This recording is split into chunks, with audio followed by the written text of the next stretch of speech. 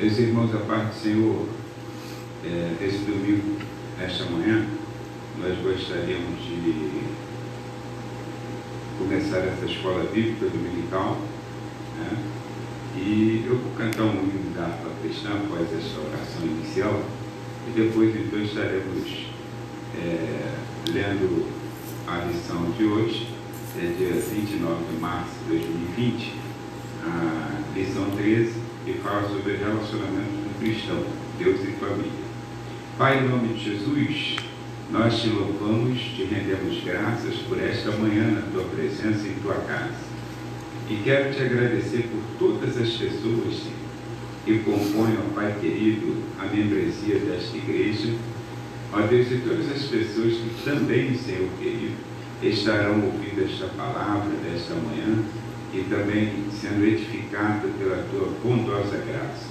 Eu quero te pedir que tu fique conosco, nos abençoe, nos ajude, ó Deus, a compreender mais um pouquinho da tua palavra, em o nome de Jesus. Amém. E no 400 da harpa cristã, em Jesus vivendo cada dia, em Jesus eu tenho alegria, em Jesus, ó doce harmonia, em Jesus desfruto a paz de Deus, em Jesus na rocha inabalável, em Jesus no homem incomparável, em Jesus no Deus tão adorável, em Jesus o mal não temerei, em Jesus a graça é infinita, em Jesus ó bênção inaudita, em Jesus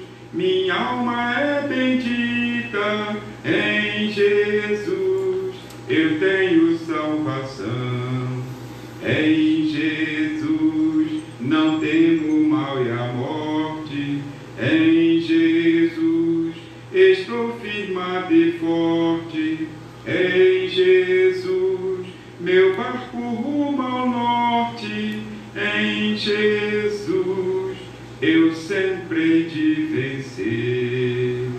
Amém. Glória a Jesus. Meus irmãos,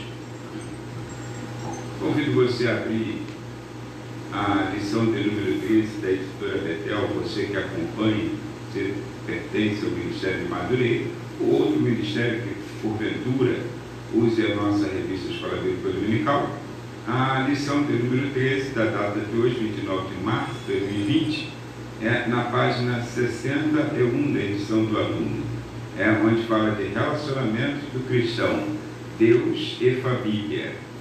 A palavra do Senhor nos diz aqui no texto áureo: quem ama o pai ou a mãe mais do que a mim, não é digno de mim.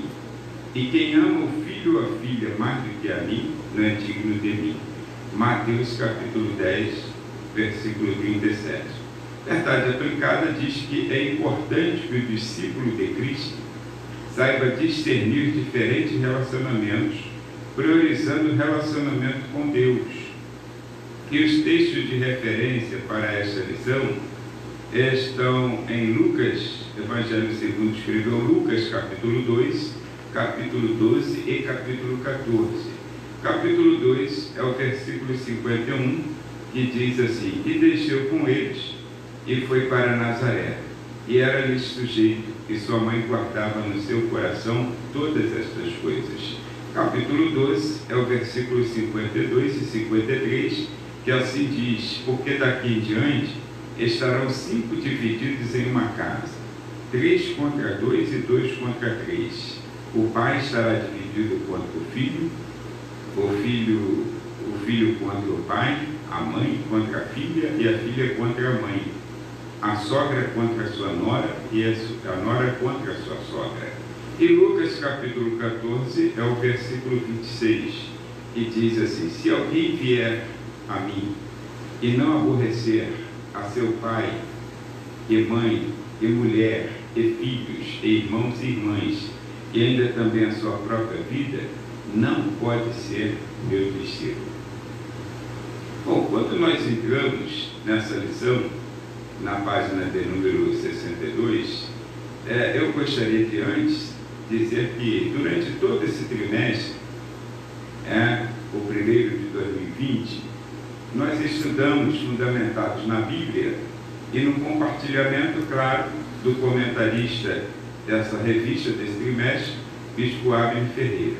Estudamos essa série de lições tratando sobre a família natural segundo os valores e princípios cristãos, lembrando que é uma instituição idealizada por Deus para a perpetuação de relacionamentos harmoniosos e uma igreja sadia. Então, esse foi o objetivo geral destas 13 lições, 12 que nós já estudamos e a 13ª hoje. Então, hoje atentaremos aos relacionamentos no sentido horizontal, que é a família, e também no sentido vertical, que é Deus. Observando primeiro os diferentes níveis de relacionamento que Jesus vivenciou. Isso, então, estamos na página 62, a parte 1 da lição. Então, na parte 1 da lição 1.1, nós observamos o primeiro nível de relacionamento vivenciado por Jesus, ou seja, com seus irmãos. Primeiro nível de relacionamento vivenciado por Jesus com seus irmãos, ou seja, família terrena. Família terrena. É interessante que esses são os irmãos que, segundo as Escrituras, nasceram da relação natural entre Maria e José após o nascimento de Jesus, que foi o nascimento virginal, como nós conhecemos. Então, em Mateus capítulo 13, 55, há um momento em que os irmãos de Jesus estão presentes, e Jesus está presente, e então os fariseus, ele diz assim: porventura, não é este o filho do carpinteiro? E não se chama sua mãe Maria, e seus irmãos Tiago e José, Simão e Judas? Quer dizer, então Jesus tinha um relacionamento com esses irmãos. E Jesus é o nosso maior exemplo, já nessa primeira parte, 1.1, nós entendemos que Jesus é o nosso maior exemplo também nesse nível de relacionamento, porque desde os seus irmãos, sendo irônicos e descrentes diante da sua vocação, nós não encontramos em nenhum registro das Escrituras de que Jesus os tenha desprezado. Nós vemos, por exemplo, em João capítulo 7, versículos 1 a 10, os irmãos de Jesus ironizando no momento em que eles subiam a uma festa de casamento, onde deu-se o primeiro milagre de Jesus. Então, eles ironizando, e Jesus, mesmo assim, não demonstrou nenhum revide àquela situação de ironia, e sempre os tratou com muito respeito. Claro que isso lá na frente repercutiu em bênçãos, tanto que Tiago e demais irmãos de Jesus o serviam com dignidade. Mas 1.2, vamos acelerar em alguns pontos e parar nos pontos mais essenciais, como sempre fazemos na ministração da lição de Escola Bíblica Dominical. 1.2, nós observamos então na página de número 62 ainda, o segundo nível de relacionamento vivenciado por Jesus, que é com sua mãe e seu padrasto.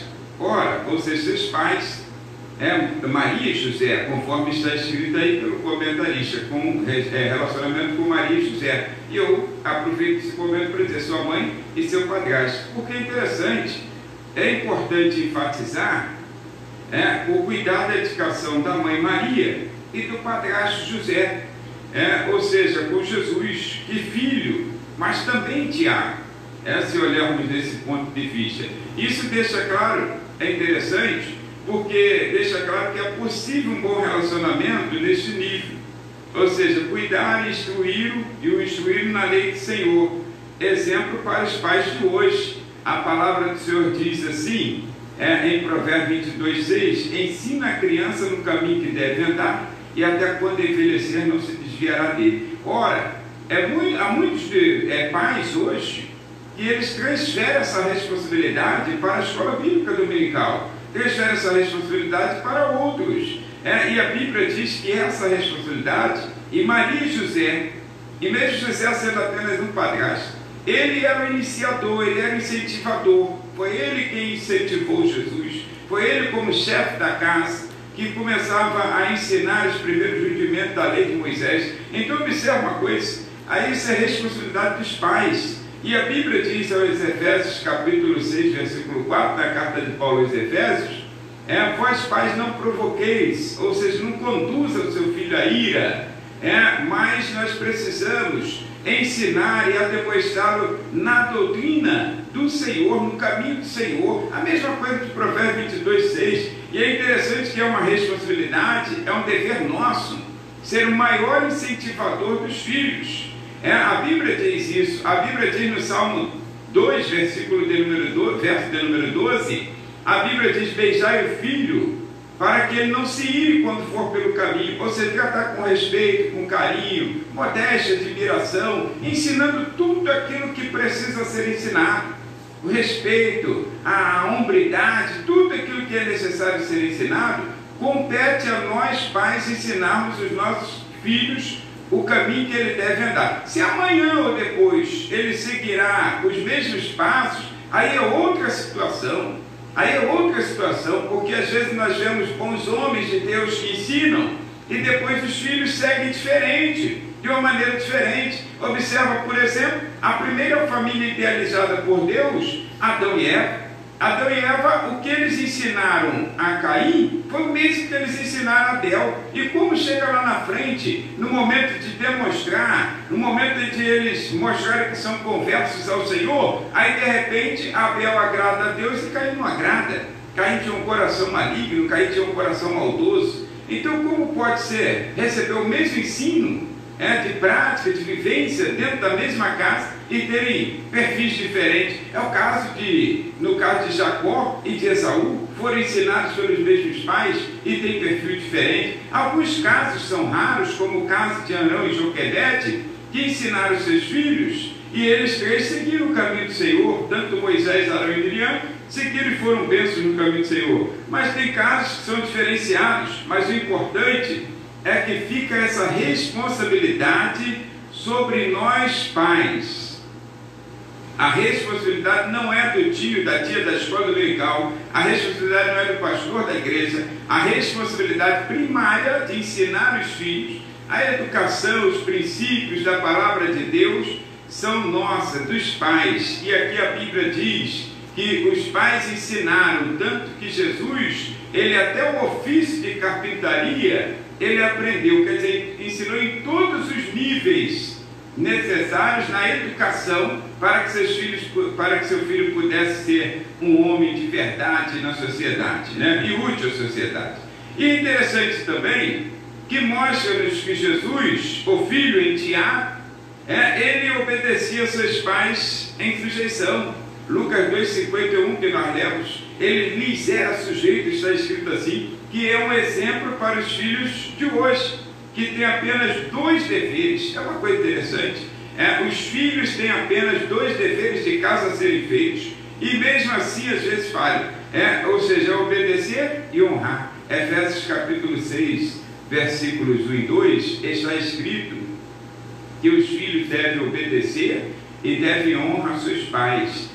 E detalhe, porque isso é bom, é agradável ao Senhor, e para que te vá bem se prolongue ser dia na face da terra. Olha, é interessante quando eu frisei a questão de enteado ou de padrasto, porque quantos lares que tem essa situação de um enteado, de um padrasto, e que é o pai por faz. Então quantos lares tem essa dificuldade porque a pessoa acha que está livre de uma responsabilidade de ensinar porque não é seu filho, e o filho, nesse caso como enteado, acha que não está, que ele está livre também de uma responsabilidade de honrar e de obedecer porque não é seu pai. Na verdade é pai, na verdade é filho. Na verdade, quando nós olhamos, ele é um pai por fase, por fase. Os americanos são de stepfather. Então, na verdade, é um pai por fase. E é interessante que ele assume toda a responsabilidade. E esse enteado, esse filho, para quem está vivendo essa situação, para quem vivencia isso no dia a dia,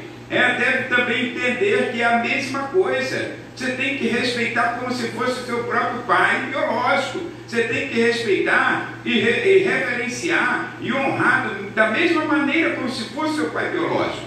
Porque é ele quem tem que cuidar de ti. E isso vai gerar uma comunhão na família. E observa, uma responsabilidade. Então, quando assumiu o seu ministério, Jesus lhes era sujeito a tudo, está escrito em Lucas 2,51.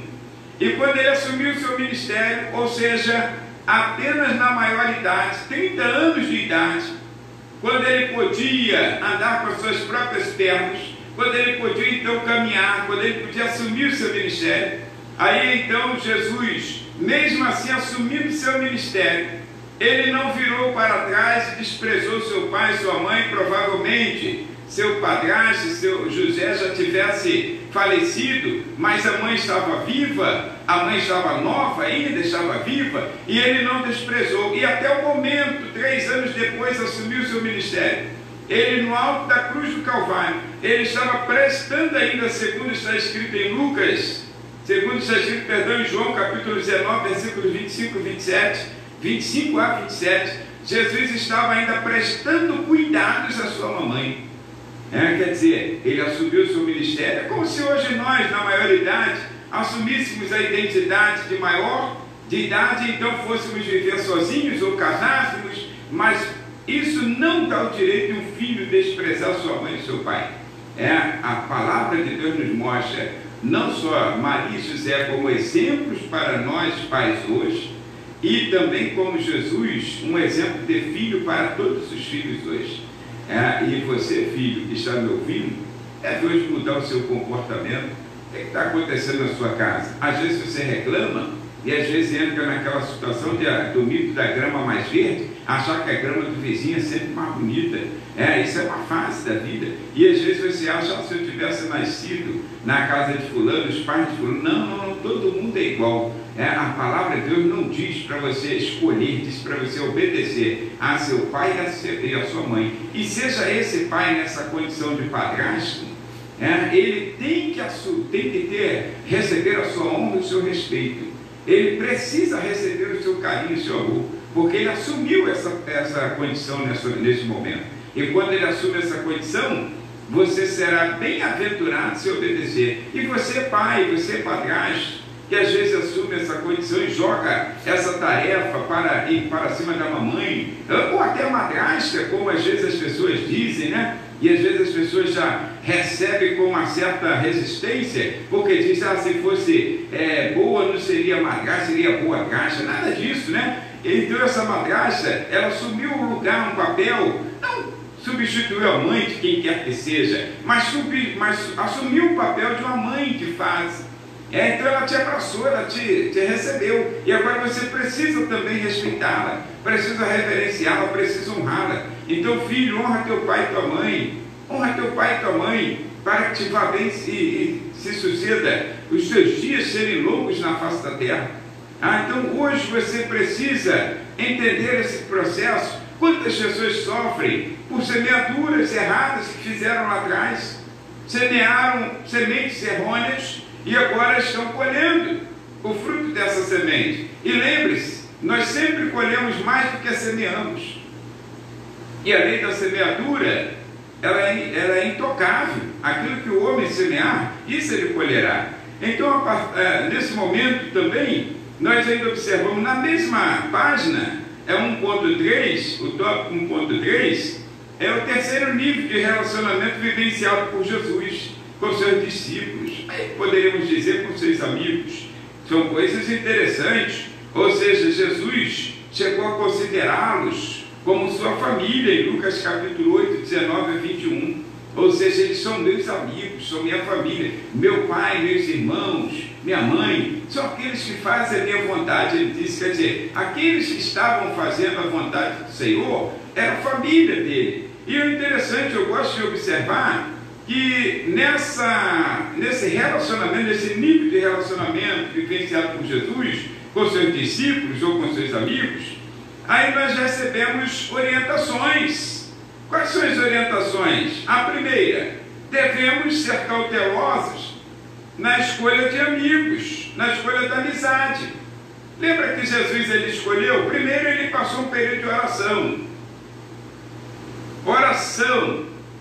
Depois que ele vem do período de oração, aí então ele escolhe aqueles a quem ele quer do seu lado. Às vezes a pessoa fala, é porque eu fui influenciado. Não, você escolheu errado. Você precisa escolher, ser cauteloso na escolha de suas amizades. Aí, isso são exemplos que o próprio Jesus está nos dando. Ou seja, Provérbios capítulo 13, por exemplo, o verso 20, praticamente valida o dito popular que diga-me com quem tu andas, que eu direi quem tu és. Não é bíblico.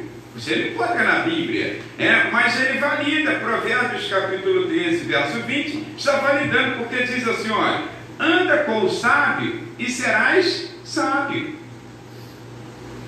Então é a mesma coisa, diga-me com quem tu andas, que eu direi quem tu és. Se você escolhe a tua amizade, escolha uma boa amizade, que essa pessoa tem para somar contigo, que essa pessoa tem. Gente, às vezes nós vemos as pessoas escolherem amizades que não tem nada a somar, amizades que só trazem prejuízos, que só te levam para o buraco. Então, jovens principalmente, claro que nós adultos também, mas a escolha de amizades na juventude, ela vai fundamentar o teu futuro. Eu tenho amigos em comum, amigos em comum da minha esposa, nós somos amigos de infância, nós somos amigos de infância ainda, e nesses amigos de infância, depois outros que vieram após a nossa vida de casados, que já tem um bom tempo. E esses amigos que vieram ainda permanecem até hoje. Claro que alguns se perderam ao longo do caminho, mas quantos ainda permanecem até hoje, desde a infância? Então, amizades que podem produzir coisas boas, amizades que podem gerar lucros para nós, no sentido moral, no sentido espiritual, no sentido financeiro, em qualquer sentido, da saúde em que precisamos. Então, jovens, é muito importante você atentar para essa palavra do sábio Salomão, que ele diz assim, anda com o sábio e serás sábio. Em outras palavras, ele quase disse, anda com o tolo e será tolo. O que você quer da sua vida? Qual o futuro que você quer? Você quer andar com alguém que vai para frente ou alguém que fica estagnado? Alguém que é positivo ou alguém que é negativo? Alguém que está para frente, alguém que é animado, alguém que tem otimismo? Ou alguém como aquela hiena triste do desenho animado, que só vivia chorando, ó dia ou azar? Você precisa escolher, definir a sua amizade nesta manhã. Então observa, e outra orientação que produz nesse nível de relacionamento de Jesus com seus discípulos, ou seus amigos, é que devemos manter os bons relacionamentos. Mantenha. Eu sei que adquirir uma amizade é muito mais fácil do que manter essa amizade, desse bom relacionamento. Tem pessoas que adquirem no estalar de dedos. Ela vai na fila de um banco e ela já adquire alguém ali, a amizade, já acha que é amigo de verdade. Então, mas manter a amizade é muito difícil. Eu costumo dizer, eu tenho um amigo que ele está hoje distante, mas os amigos não precisam estar perto, ele precisa estar a gente distante por conta do dia a dia, das suas atividades, mas eu tenho contato com alguns deles, e um deles a gente sempre falava, a nossa amizade não foi feita na porta do botequim. Quer dizer, nossa amizade é uma amizade feita em Cristo Jesus, é sob a orientação de Deus. Até hoje nos mantemos contato. Então observa, olha, devemos manter os bons relacionamentos. Provérbios capítulo 25, o verso de número 17, está escrito aqui, é um segredo para manter um bom relacionamento na amizade. Retira o teu pé da casa do teu próximo, para que ele não se enfade de ti e te aborreça. Às vezes você perde uma boa amizade, porque você acha que a amizade tem que estar lá junto, misturado. Tem que estar todo dia na casa do outro. Tem que estar todo dia agarrado. Tudo tem que estar lá compartilhando. E às vezes você perde uma boa amizade, ou o que seria uma boa amizade para o seu futuro. Você ainda tem aquela infância na sua mente, eu estou falando agora até para adultos, ainda tem aquela fase da infância na sua mente de dizer: meu melhor amigo, não vivo sem ele. Quando você é criança é assim, você tem medo de mudar de uma classe na escola, de uma sala para outra, porque acha que vai perder o seu melhor amigo se ele ficar para trás. Escuta, a palavra de Deus nos orienta que você deve manter essa amizade. Jesus nos manteve. Jesus, quando ele precisou partir, ele não partiu e não perdeu a amizade. Ele disse assim: estarei convosco todos os dias, até a consumação dos séculos. E os discípulos se sentiam abraçados, os discípulos se sentiam seguros, os discípulos se sentiam altamente abençoados pela presença do Senhor, que estava no meio deles. Eles sabiam que Jesus estava no meio deles. Eles sabiam que Jesus estava quando nos momentos mais difíceis de sua vida. Eles podiam senti-lo presente. Então, mesmo ausente, então a palavra fica aqui, para você: retira o teu pé da casa do teu próximo, para que ele não se enfade de ti e te aborreça. Praticamente, essa palavra de Salomão validou o dito popular que nós entendemos de um anônimo, que ele disse assim: o amigo de verdade só nos visita na prosperidade quando convidado. Na adversidade, porém, vem sem convite. Esse é amigo de verdade.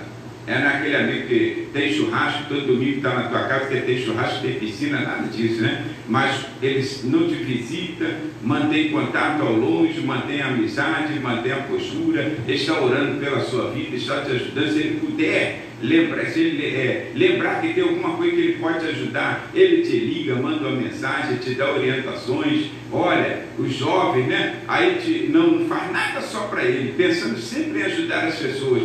Porém, a palavra de Deus diz: se houver uma adversidade, aí ele vai sem convite, ele vai bater na tua porta. É como os amigos de Jó.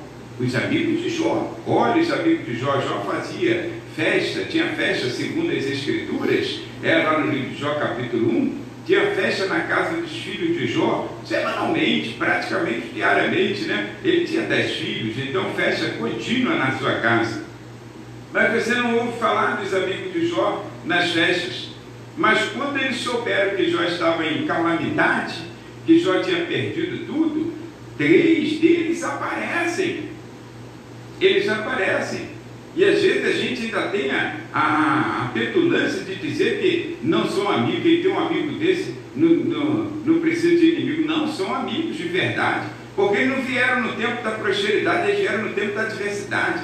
E quando eles chegaram no tempo da adversidade, claro, até pela fala de Jó, reclames algumas vezes, eles também deram suas opiniões erradas. Claro que deram opiniões erradas, sem discernimento, sem oração, mas estavam tentando consolar, tentando confortar, tentando ajudar. Ficaram assentados 7 dias na fila, sem comer, sem beber, ou seja, colocaram-se a nível daquele sofrimento que Jó estava passando. Isso é amigo de verdade. E quando eles chegam no final em que Deus quer mudar o cativeiro, a Bíblia diz assim: Jó, e Deus mudou o cativeiro de Jó quando ele estava orando pelos seus amigos. Não diz que era inimigo, quer dizer, amizade que com certeza permaneceu para frente. Que os erros, as falas, às vezes a ofensa em algum momento, uma brincadeira ou qualquer coisa, a gente perdoa, releva, são momentos de tensão, momentos de euforia. Agora, a amizade, ela tem que permanecer. Então Jesus, ele mostrou isso nesse terceiro nível de relacionamento vivenciado com seus discípulos.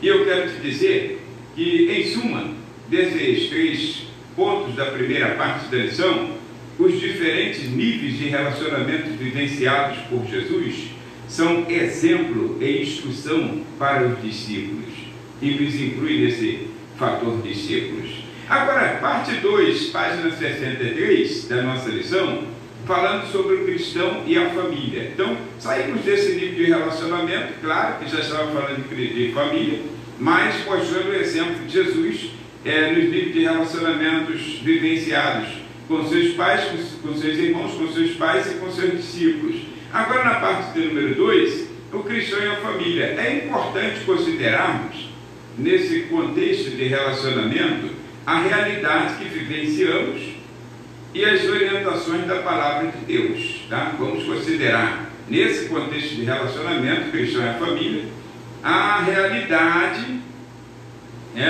que vivenciamos, que nós vivemos hoje. Qual é a realidade, qual é a nossa realidade, qual é a tua, qual é a minha realidade. E as orientações da palavra de Deus. Essa orientação é fundamental. Então, observa, alguns pontos, então, terão que ser considerados para que nós possamos entender esse cristão, essa parte cristão e a sua família. Né?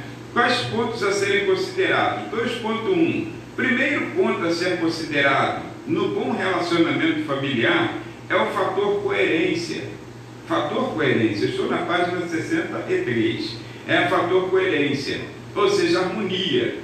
Com o que pregamos e vivemos. Tem que ter coerência na vida do cristão. O cristão ele precisa aprender a pregar o que vive e a viver o que prega. Ou seja, a palavra do cristão, ela precisa ser sim, é sim, não é não. Que passar disso é procedência maligna, segundo Jesus. Então nós precisamos ter hombridade, assumirmos o nosso papel de cristão. Então observa, Mateus capítulo 23, versículo de número 3, nos mostra que os fariseus viviam, ou melhor, pregavam que não viviam. As palavras, elas convidam, mas o exemplo arrasta. Aí Jesus chegou ao ponto de olhar para os fariseus e dizer assim: olha, vocês praticam tudo o que eles pregam, mas não fazem nada do que eles fazem. Olha que vergonha. Líderes religiosos, pessoas no alto nível da cristandade, vamos colocar assim, ou seja, pessoas na liderança, no contexto de liderança. Imagine, eu estar pregando uma coisa que eu não posso viver, ou não vivo aquilo que eu estou pregando nesse culto. Que responsabilidade é a minha? Como eu vou enfrentar o dia, o Senhor? Aí entra no contexto do hino 16 da harpa cristã. Eu posso estar na frente de Jesus lá com as minhas mãos vazias? Posso, com Jesus, me encontrar dessa forma? Então, olha o que a palavra de Deus nos diz, segundo Mateus capítulo 23, versículo 3, que nós citamos, que os fariseus não viviam aquilo que estavam pregando. Jesus está mostrando que na nossa pregação, no nosso relacionamento, bom relacionamento familiar, haverá uma necessidade de coerência, harmonia entre aquilo que vivemos e pregamos, entre o que pregamos e vivemos. E eu quero te dizer que as referências, por exemplo, da primeira carta de Paulo ao jovem Timóteo, é um pastor que está começando seu ministério. Timóteo é jovem, segundo os historiadores, tinha cerca de 25 anos de idade, ainda um garoto. Então as referências da primeira carta de Paulo a esse jovem Timóteo, principalmente no capítulo 3, versículo 5, e capítulo 5, versículos 4 e 8, nos mostra a necessidade da coerência entre o que pregamos e vivemos. Porque lá na carta de Paulo a Timóteo, eu gostaria de ler com vocês, na capítulo 4, por exemplo, capítulo 3, versículo de número 5, da sua primeira carta, e no capítulo 5, versículos 4 e 8, o apóstolo Paulo, ele nos concede a oportunidade, perdão, irmãos, nos concede a oportunidade, primeira carta, capítulo 3, o versículo de número 4, versículo de número 5, está escrito assim, porque se alguém não sabe governar a sua própria casa, terá cuidado da igreja de Deus? Às vezes nós olhamos e as pessoas falam assim, olha para Jesus, não olha para mim, não olha para o homem. Não. Gideão, ele disse assim, vocês vão olhar para mim. Olhar para mim. E Paulo disse: sede meus imitadores, como eu sou de Cristo. Então, eu digo assim, olha, o crente precisa olhar para o líder da igreja, precisa olhar para nós, precisa olhar para mim. Como é a minha vida? Como é o meu relacionamento familiar? Eu preciso ser o exemplo, preciso ser o padrão. Então diz aqui o apóstolo Paulo, que esse é um fator fundamental, coerência. Coerência, ou seja, harmonia naquilo que se prega e naquilo que se vive. Se eu não sei governar a minha casa, como vou tratar bem a casa de Deus? Capítulo 5, por exemplo, versículos 4 e 8, ele diz assim: mas se alguma viúva tiver filhos ou netos, aprendam primeiro a exercer a piedade para com a sua própria família e a recompensar seus pais, porque isso é bom e agradável diante de Deus. Mas se alguém não tem cuidado dos seus, e principalmente dos da família, negou a fé e é pior do que o infiel. Está vendo? Então a coerência ela é fundamental. Aí nós lembramos então, eu já contei isso algumas vezes aqui nessa igreja e em outros lugares, dando palestras para casais.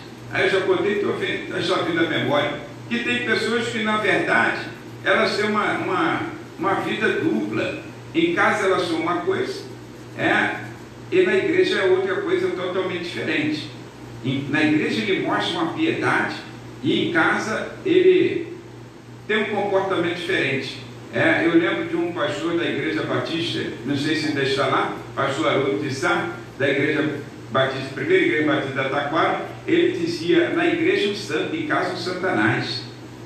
Então tem pessoas assim. Aí conta-se uma história, que caso aconteceu, mas que morreu um bom obreiro, entre aspas, numa igreja. E então esse obreiro morreu, a viúva estava na capela já esperando as pessoas chegarem, e junto com seu filhinho, de aproximadamente uns 10 anos de idade, e então a viúva estava lá sentadinha, triste, numa certa forma, e vinha chegando, começaram a vir as pessoas da igreja, e as pessoas iam ao caixão, olhavam e reclamavam com Deus: Senhor, esse homem era tão bom, esse homem era um homem prestativo, esse homem era isso. Todo mundo vinha e descia um grande elogio, até que em determinado momento a viúva disse ao filho, disse assim: filhinho, vai para ver se é papai mesmo que está ali. Então, porque ela achou até que estava na capela errada. O camarada era mau em casa, tinha um comportamento diferenciado daquilo que ele tinha na igreja. Ou seja, na verdade, ele não tratava bem os seus e queria tratar bem os da família da fé. E a Bíblia diz que se você não cuida dos seus, nega a fé e é pior do que o infiel. Então deixa eu lhe dizer uma coisa, nesse contexto, é fundamental que você aprenda isso que Paulo ensinou a Timóteo. A nossa vida precisa ter coerência. Aquilo que pregamos é o que devemos viver, e aquilo que vivemos é o que devemos pregar. Então observa, o segundo ponto, ainda na página 63, ou seja, 2.1, segundo ponto a ser considerado no bom relacionamento familiar é o fator perseverança na fé e testemunho, que é bom trato aos inconversos da família. Está vendo? O forte, segundo Romanos capítulo 15, versículo 1, deve suportar a fraqueza do fraco. Que às vezes nós somos perseverantes em salvar as pessoas lá de fora. Damos uma palavra de apoio, evangelizamos pessoas que estão na Cracolândia, evangelizamos pessoas que estão na marginalidade, na prostituição. E às vezes não cremos, e cremos, segundo nós estamos evangelizando, que o Senhor pode salvar essas pessoas. Mas não somos perseverantes em relação da própria casa. Negligenciamos na oração, negligenciamos no testemunho, no bom trato. Quantos pais destratam os seus filhos quando eles não seguem o mesmo espaço que eles estão seguindo? Quantos pais o abandonam? Estou falando de pais cristãos. Ele está evangelizando o filho dos outros. acreditando que esses podem ser resgatados. Mas os da sua própria casa ele abandona por não seguirem, não irem à igreja, não fazer aquilo que ele gostaria que fosse feito. Ou que seria o correto a ser feito.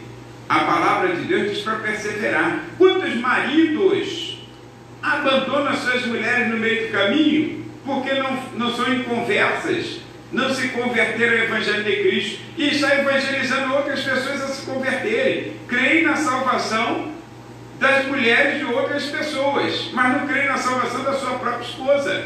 Quantas mulheres também dessa mesma forma? E sabe o que a Bíblia diz na primeira carta de Paulo aos Coríntios, capítulo de número 7? A Bíblia nos diz, e também na primeira carta de Pedro, capítulo 3, versículo 1, a Bíblia nos mostra como deve ser o convívio do marido e mulher, crente com descrente. É preciso exercer o fruto do Espírito. Perseverança, que é longanimidade, é fruto do Espírito. Então, é fundamental nesse momento aí considerar, para um bom relacionamento familiar, considerar esse fator perseverança na fé e testemunho, ou seja, contrato aos inconversos da família. Porque às vezes nós perseveramos em relação a outras pessoas. Não, vamos orar, Deus vai salvar, Deus vai resgatar. Ora pelo vizinho, ora pelo cracudo, ora por tantas pessoas que estão por bandidos, ora por tantas pessoas na marginalidade da vida, acreditando que Deus pode ouvir a sua oração e resgatar essas vidas. E os que tem dentro de casa, às vezes nós não somos perseverantes. Não esperamos o agir de Deus, não esperamos o momento de Deus.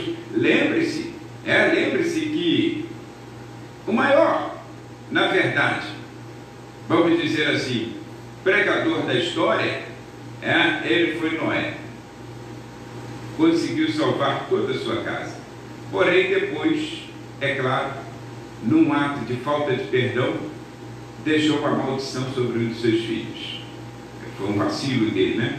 Mas que ele salvou toda a sua família, salvou. Ele perseverou pelos seus.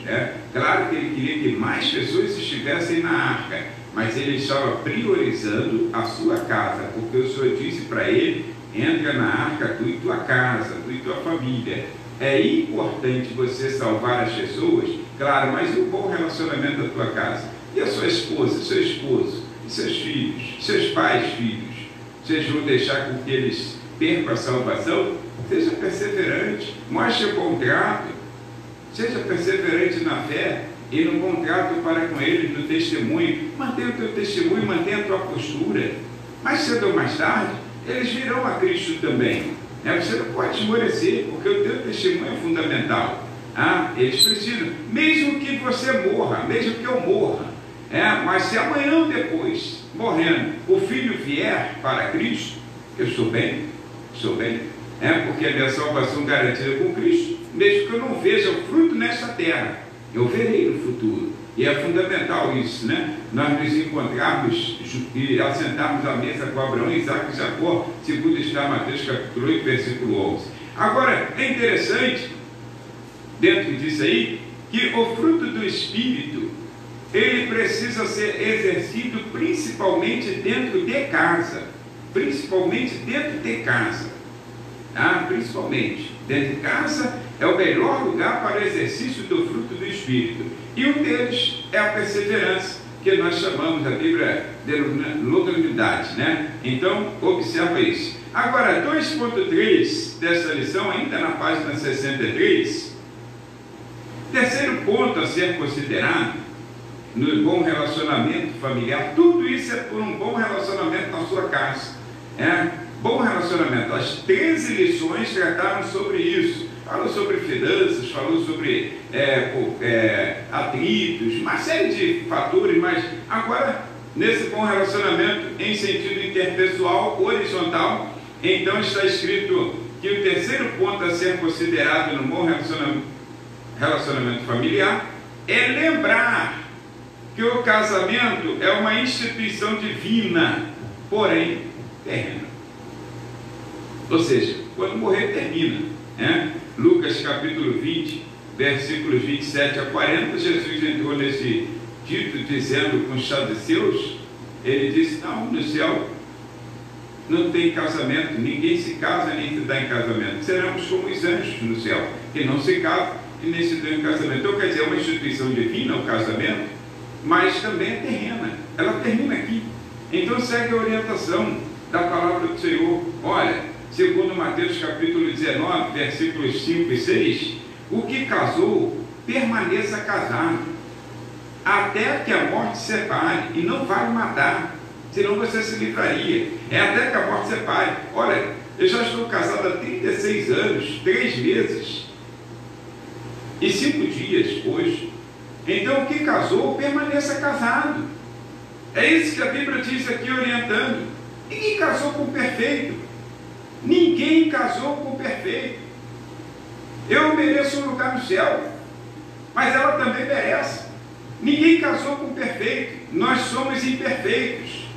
Mas essa imperfeição nos faz unir naquilo que é importante, naquilo que nós discordamos, nós nos compreendemos, e naquilo que nós concordamos, nós nos unimos, e a vida continua. Então nós nos casamos há 36 anos, 3 meses e 5 dias atrás, e nós estamos ainda vivendo sob a mesma orientação da palavra de Deus.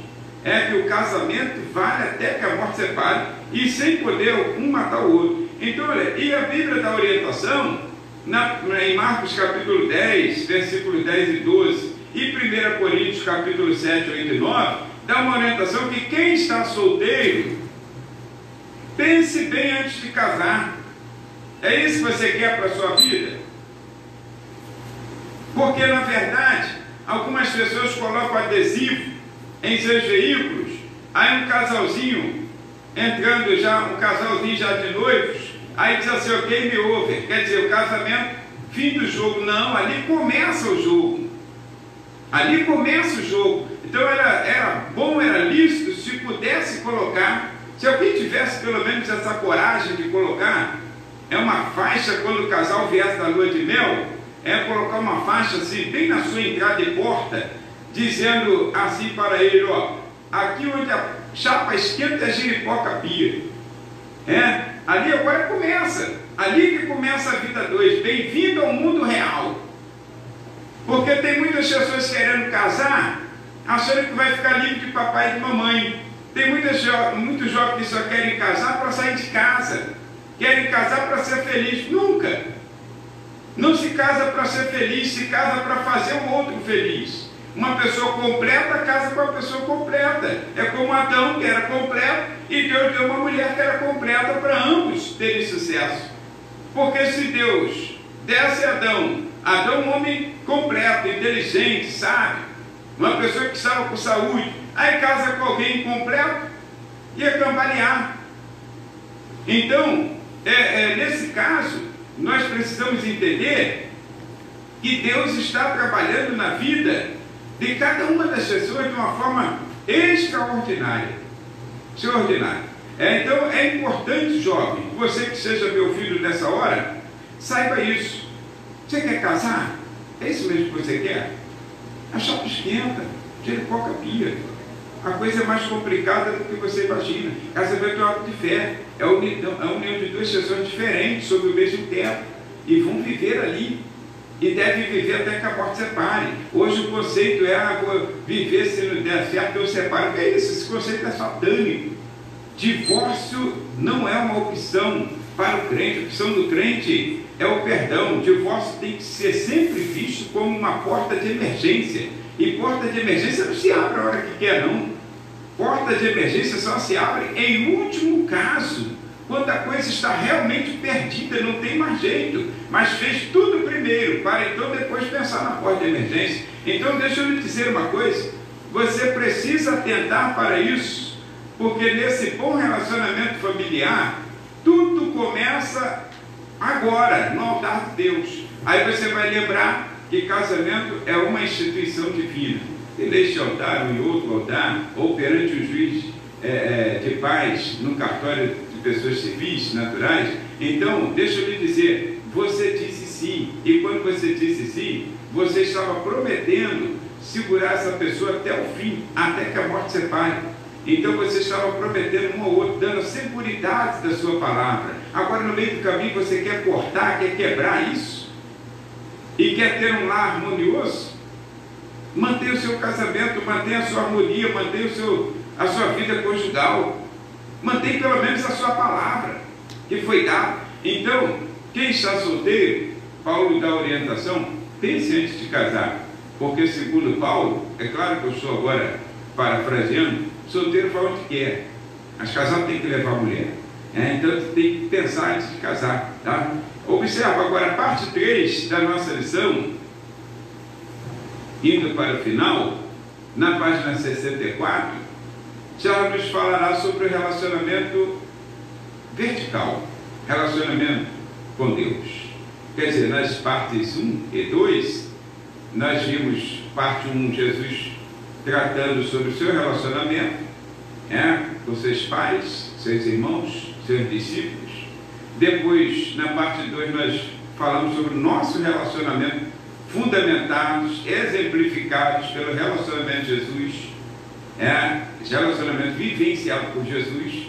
E na parte de número 3, não por ser de menor importância, longe disso, mas agora falar sobre o relacionamento vertical. Tanto que o autor da revista, o Bispo Ávila, ele coloca no cabeçalho da lição o título Relacionamento Deus e Família. Mas jogamos para o terceiro ponto, para ficar mais enfatizado esse relacionamento vertical nosso com Deus. Então, olha, sem prejudicar os relacionamentos interpessoais, aqueles horizontais que nós falamos, já citados, é fundamental a nós, criaturas, priorizarmos o relacionamento vertical, criatura com Deus.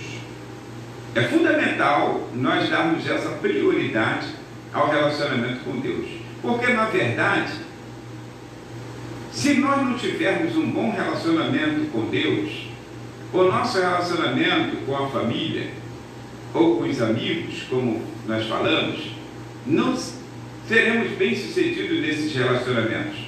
O Salmo 128, que é o Salmo da família, considerado o Salmo da família, mostra que tudo começa: bem-aventurado é o homem que teme ao Senhor. Se o bom relacionamento vertical estiver funcionando, o horizontal será muito mais fácil, porque receberemos todas as instruções, como falamos, dessa bondosa palavra de Deus e aplicaremos a nossa vida terrena. Agora, se nós não tivermos orientações vindo do alto, como aplicarmos a vida terrena? Então, deixa eu lhe dizer uma coisa. Nós precisamos, e a Bíblia diz, e ela será ainda o nosso referencial sob orientação do Espírito Santo para o sucesso dessa comunhão com Deus e essa comunhão familiar. Então, observa as orientações dessa palavra de Deus. 3.1 da página 64. A primeira orientação a ser considerada para o sucesso do nosso relacionamento com Deus é considerar o amor devido a Deus. Marcos capítulo 12, versículo 30, está escrito que nós devemos amar, Jesus falou, a Deus de todo o coração. Todo o coração. Amar a Deus de todo o coração, de toda a tua alma, de todo o teu entendimento e de todas as tuas forças. Na verdade, que a palavra do Senhor está dizendo que nós precisamos não só priorizar Deus, mas devemos torná-lo único, um relacionamento ímpar, sem paralelo, para que então Ele próprio, na sua pessoa, nos dê então as condições e orientações necessárias para o relacionamento do cotidiano. Se uma pessoa teme a Deus, segundo já citamos no Salmo 128, verso 1, ela será bem-aventurada, ela será abençoada do céu, será feliz, mais do que feliz, extremamente feliz nos seus relacionamentos interpessoais. Primeiro era o verso 1 do Salmo 128, relacionamento vertical. Os versos 2 e seguintes nos mostram o relacionamento da família, o relacionamento no trabalho, que diz feliz será e dirá bem, perdão. Então, observa, esse relacionamento, ele é fundamental. Fundamental. E essa é a primeira orientação a ser considerada para o sucesso desse relacionamento com Deus. Ou seja, considerar o amor devido a Deus. É uma prioridade ao Senhor. Você não só apenas priorizar, mas acreditar que é o único e verdadeiro Deus na sua vida e que você deve a Ele toda a honra, toda a glória, todo o temor, todo o louvor, admiração e todo o teu amor com todas as tuas forças. Traz essa exclusividade para o Senhor. Dê as suas forças, dê o teu amor, dê o teu carinho. Acredite.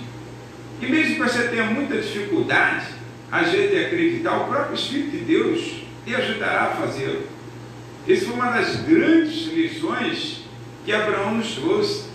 Abraão era um homem falho. Dado momento ele mentiu, porque tinha medo como nós temos, tinha insegurança como nós temos.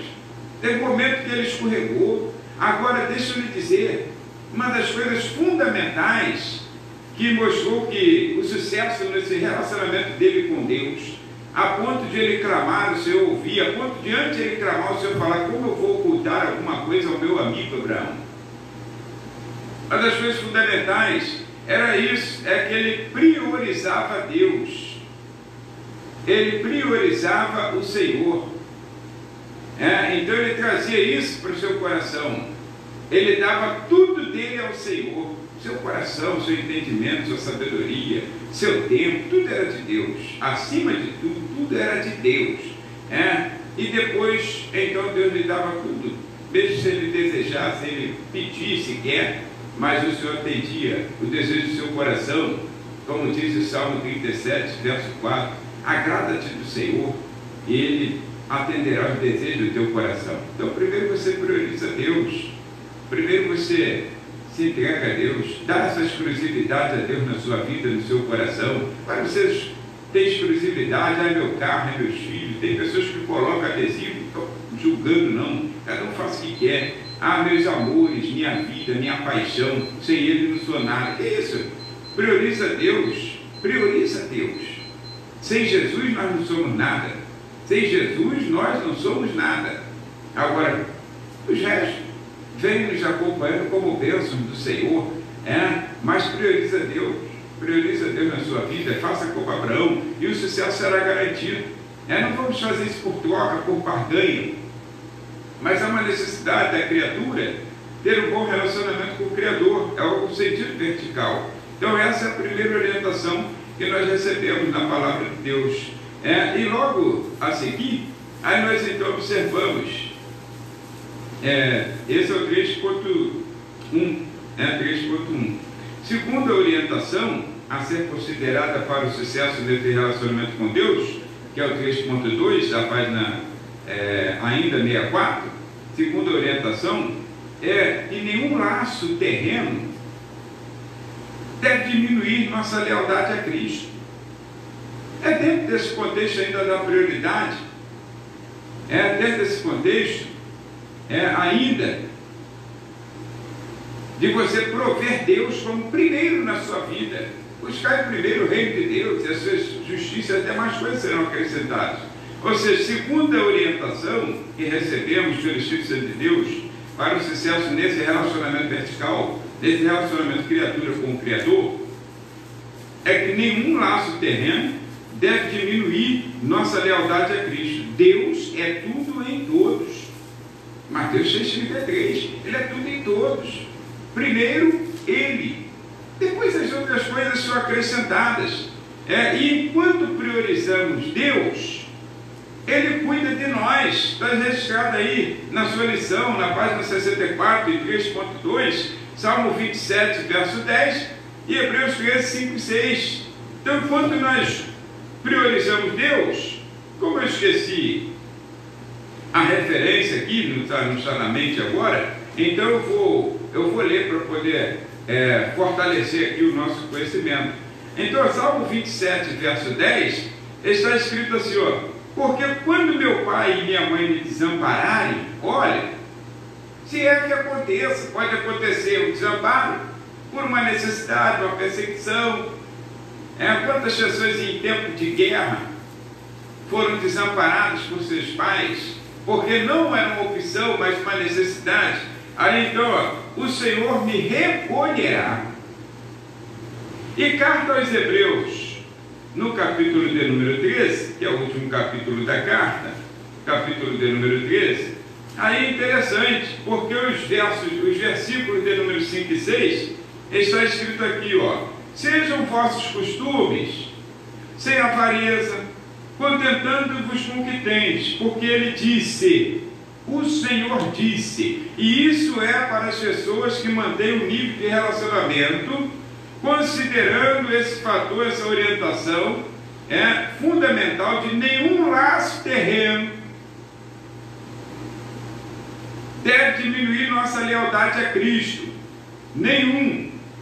Nem pai, nem mãe, nem sogro, nem sogra, nem tio, nem tia, nada. Por isso que os textos que nós lemos, lá no texto de referência, fala sobre isso.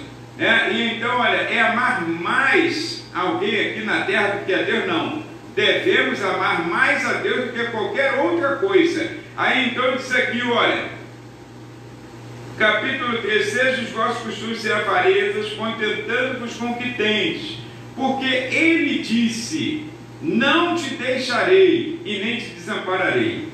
E assim, com confiança, ousemos dizer, o Senhor é o meu ajudador, e não temerei o que me possa fazer o homem.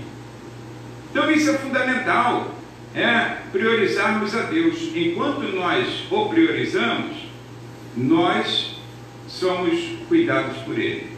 Ele tem cuidado de nós de todo o tempo. Então, quantas pessoas não sentem o cuidado de Deus, a mão de Deus, vivem resmungando, mas você dá prioridade a Deus, você dá exclusividade a Deus, o seu tempo é de Deus, a sua finança é de Deus, a sua casa é de Deus, o seu carro é de Deus, a sua vida, o seu trabalho é de Deus. Você dá exclusividade a Ele, Ele entra na sua casa, nos seus negócios, Ele pode dar opinião, Ele pode mudar, Então, a exclusividade de Deus que nós precisamos ter, ou essa prioridade, Ele, enquanto nós o priorizamos, damos essa exclusividade, Ele também cuida de nós. E 3.3, que é a última parte da lição, encerrando não só essa lição, mas todo o trimestre, diz que a terceira orientação a ser considerada para o sucesso nesse relacionamento vertical, criador com criatura, criatura-criador, é o desejo, está escrito lá, expresso, a ser considerada para o sucesso nesse relacionamento. Ou seja, é o desejo expresso no referencial adotado, que é Jesus. Esse é o nosso referencial. Efésios, carta de Paulo aos Efésios, capítulo 5, versículos 18 a 33, o apóstolo Paulo fala do relacionamento Cristo e Igreja, mostrando o relacionamento marido e mulher.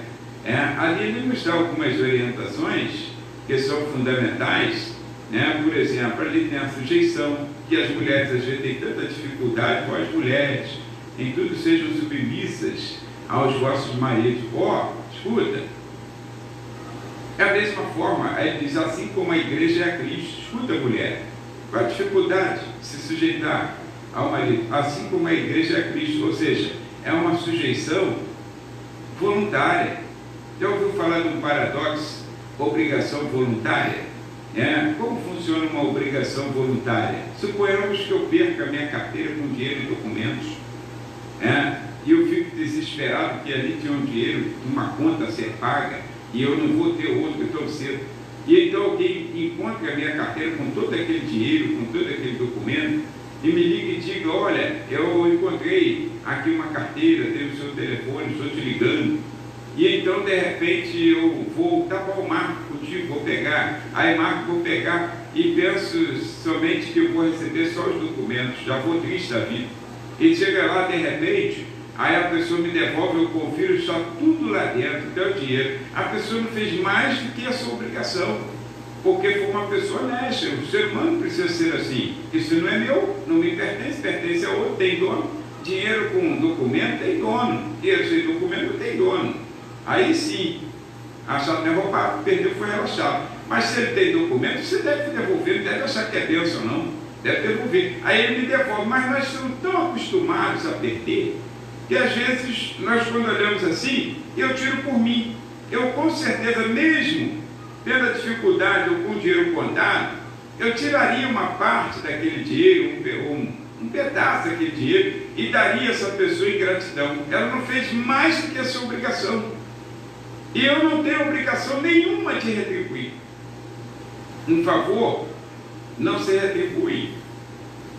Mas a minha gratidão seria tão grande que eu então daria uma parte daquele dinheiro. Se a pessoa aceitasse ou não, é outra história. Mas eu ofereceria a pessoa. Então isso se chama obrigação voluntária. Eu não sou obrigado, mas eu quis. A submissão bíblica expressa em Efésios capítulo 5 também é a mesma coisa. A mulher deve se submeter ao seu marido. Aí diz aqui, assim como a igreja é a Cristo. Ou seja, a igreja não é obrigada, forçada à obediência a Cristo, mas ela sente tão grande amor por ela, que ela então se sente na obrigação de servir. E essa palavra é fundamentada de acordo com o amor sacrificial que o marido também deve dar à mulher. Porque vós, marido, amai as vossas mulheres, assim como Cristo amou a igreja e a si mesmo se entregou por ela. Então, quanto mais você se dá, se doa pela sua esposa, então mais essa esposa se sente na obrigação, entre aspas, de ser retributivo. Então funciona assim o relacionamento familiar. E a palavra de Deus nos orienta a isso. Olha, é um referencial adotado por Jesus. Jesus, ele nos ensinou assim, que ele ama a igreja, amou, se entregou por ela. A igreja não merece, a igreja ela tem falhas, nós temos falhas, mas ele mesmo quis dar a sua própria vida por amor, está escrito isso. Então a igreja também dá a sua própria vida em retribuição a este grande amor que nos faz mais do que vencedores. E Efésios capítulo 6, versículos 1 a 9, que já falamos do versículos 1 e 2, quando falamos da obediência dos filhos prestada aos pais. E versículo 4, quando falamos da responsabilidade dos pais em criar os filhos na doutrina e admoestação do Senhor. Mas os demais versículos de 5 a 9, nós não falamos. Ali fala do relacionamento interpessoal, patrão, empregado, servo, escravo, enfim, fora daquele contexto familiar. E deixa eu lhe dizer, em suma, tudo isso que está escrito aqui está falando nesse desejo expresso no referencial adotado de Jesus, está incluso sujeição para o bom relacionamento de Deus com o homem, e de homem com Deus, sujeição, entrega, cuidado, sustento, que já falamos na carta aos Hebreus, respeito, sacrifício, obediência, honra e instrução. E eu quero agora partir para a conclusão da lição, onde está escrito assim, olha, que o Espírito Santo nos ajude a priorizarmos o relacionamento com Deus e refletirmos isto em nossos relacionamentos familiares por intermédio de nossa conduta, testemunho e constante busca em promovermos um ambiente saudável e harmonioso para a glória de Deus. Então Deus te abençoe, que esse seja um domingo abençoado. Nós faremos uma oração por você, e às 17 horas estaremos aqui de volta para trazer a palavra do culto da noite. Então, Deus te abençoe nesta manhã. Vamos orar. E eu espero que você tenha tirado bastante proveito desta lição. Próximo trimestre será sobre o livro dos Salmos. E eu convido você a se matricular na Escola Bíblica Dominical. Seja aqui os membros desta, ou as pessoas que queiram matricular-se conosco, ou seja, em qualquer outro lugar, você precisa fazer parte dessa grande escola de mais de 200 anos, que é a Escola Bíblica Dominical. Tá bom? Então Deus te abençoe, tenha um ótimo dia. Pai, em nome de Jesus, Obrigado por este momento, Senhor, na Tua presença, em Tua casa, e sob a orientação do Teu Espírito, tratar, Senhor querido, esses assuntos. Ó Deus querido, que veio ao coração do Bispo Abner Ferreira para trazer esse trimestre para a edificação da família aqui na terra. E para manter o nosso relacionamento, não só interpessoal, mas um relacionamento também contigo, Senhor, que é fundamentalmente importante para nossas vidas. Quero te pedir que tu nos ajude continuamente, ajude os casais que estão agora em conflito, Senhor, que não estão entendendo, Pai querido, quão grandes coisas tu pode fazer em suas vidas. Ajuda esse filho, Senhor, que não está compreendendo até esse momento, ó Deus querido, a responsabilidade que tem, o dever de abençoar, de honrar, de obedecer aos seus pais, e mesmo que ele seja enteado, ó Pai querido, está submisso à voz do padrasto ou da madrasta, e ajuda esse padrasto, essa madrasta, essa mãe, esse pai, a cumprir também o seu papel, ó Pai querido, e criar esse filho com carinho, devoção, na doutrina e a demonstração do Senhor. Ajuda essa família, esses amigos, os relacionamentos. Ajuda, Senhor, esse crente que está desanimado, que está em casa, que está, ó Pai querido, inerte, que deixou de lado essa comunhão contigo, ó Pai querido, acreditando numa voz satânica que disse, ó Pai querido, que eles podem ficar em casa de qualquer maneira e podem viver a sua vida e estar em comunhão contigo. Quando tu escolheu e santificou esta casa, ó Deus, para ter comunhão com os teus filhos neste lugar. Pai, desperta esse coração. Tudo que o adversário quer é nos tirar dessa comunhão. E que nada sirva de interferência, como falamos nessa última parte da lição. Nada, Senhor, nenhum relacionamento terreno, ou nada sirva de interferência, ó Deus, que tire a prioridade, a exclusividade da Tua santidade em nossas vidas. Deus, assim Tu abençoa a todos os que estão ouvindo, que estão assistindo, ou que virão a assistir, a ouvir esta palavra, Senhor, futuramente. Assim te peço agradecido, em o nome de Jesus. E que a graça do nosso Senhor e Salvador Jesus Cristo, o amor de Deus e a comunhão do Espírito Santo seja com todo o povo de Deus. Todos dizem amém.